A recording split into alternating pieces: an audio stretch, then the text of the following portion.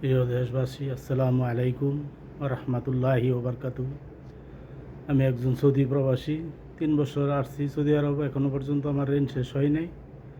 আমি যার অধীনে কাজ করছি সে কন্ট্রাক্টর আমার 2 লক্ষ টাকা নিয়ে দেশে চলে গেছে। এতদিন তার লোকজন বলছে যে সে জেলে আছে, কিন্তু খোঁজখবর নিয়ে জানতে পারলাম সে দেশে চলে গেছে। আমার মতো আরও 1-1.5 মানুষের টাকা নিচ্ছে, প্রায় 4 কোটির মতো টাকা নিয়ে সে পালিয়ে গেছে।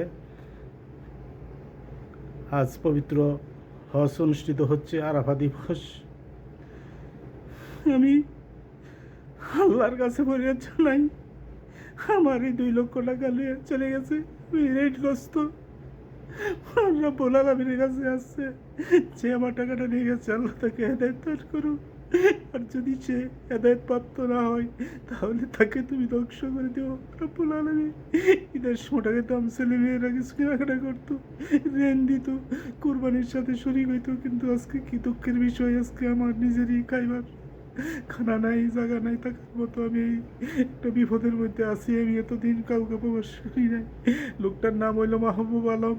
তার বাড়ি ময়মনসিংহ জেলার গোবরগাঁও উপজেলা রসুলপুর ইউনিয়নের বুলবুলের বাজার বাড়ি।